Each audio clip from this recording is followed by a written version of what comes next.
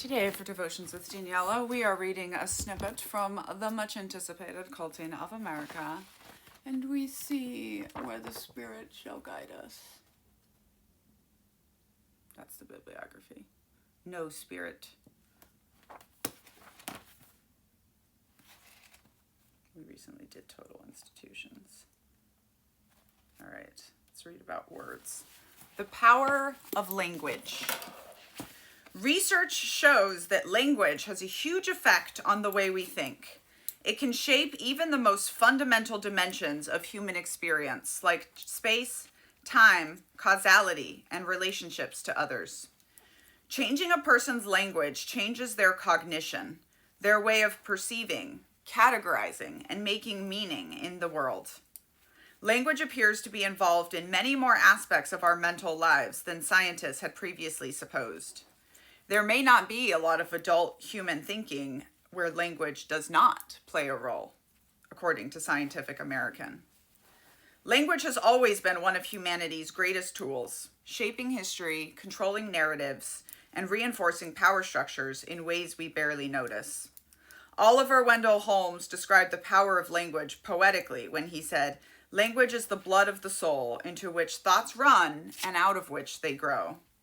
But one of my favorite explanations of the power of language comes from Trevor Noah in his amazing memoir, Born a Crime. Language brings with it an identity and a culture, or at least the perception of it. A shared language says we're the same. A language barrier says we're different. Racism teaches us that we are different because of the color of our skin. But because racism is stupid, it is easily tricked. If you're a racist and you meet someone who doesn't look like you, the fact that he can't speak like you reinforces your racist preconceptions. However, if the person who doesn't look like you speaks like you, your brain short circuits because your racism program has none of those instructions in the code. Language gives us a code for understanding the world and our place in it. It has the power to unite people, but it also has immense power to divide, especially when manipulated for that exact purpose. The fastest way to create identity, loyalty, and exclusivity is to invent a way of speaking that only insiders understand. Every cult, high control group, and ideological movement develops its own language. That's one of the main building blocks of control.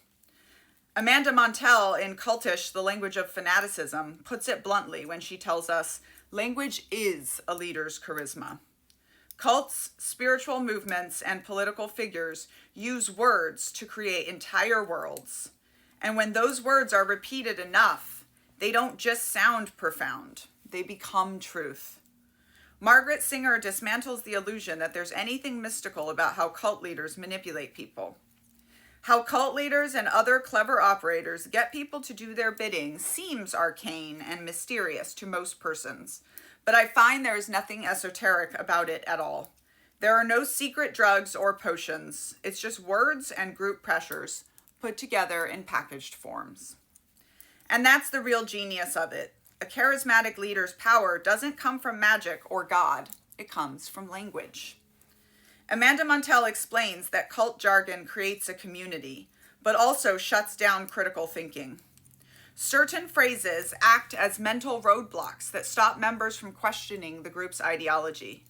Mormonism has put it on a shelf. If something about the faith doesn't make sense, don't think too hard about it. Just set it aside for later. Scientology has thought-stopping techniques where members are trained to immediately counter doubts with approved phrases.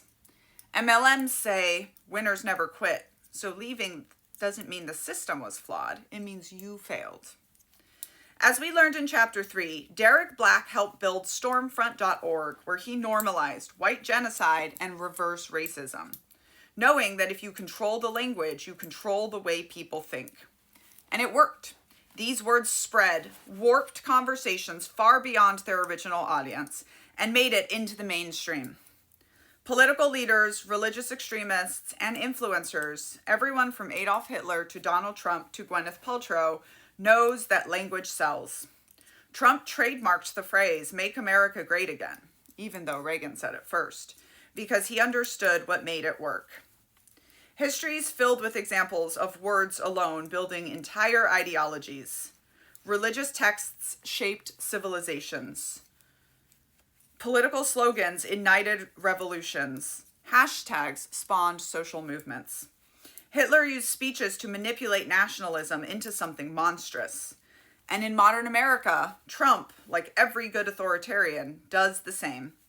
In an October 13, 2024 interview on Fox News show Sunday Morning Futures, Trump called his political opponents, among other things, the enemy within. He didn't throw the words around for drama. With this single phrase, he floated the idea of using the military to deal with them on election day, should things not go his way. In February 2015, he posted these words from Napoleon, on his personal X and Truth Social accounts.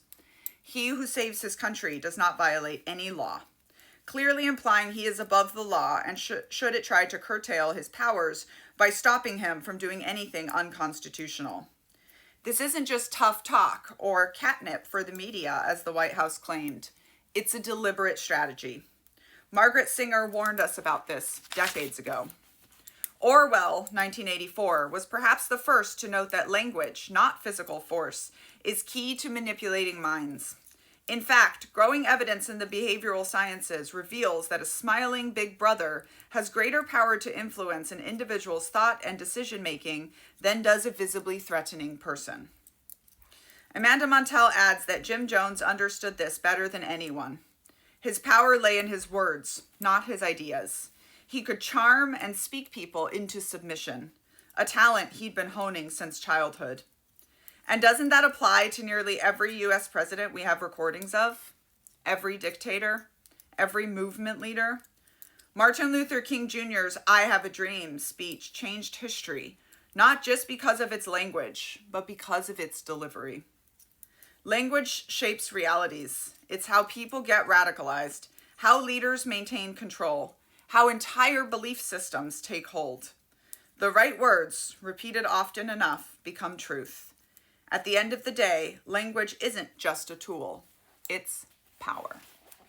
You can get pre-order copies of Culting of America, linked in the bio or attached here. It comes out January 20th.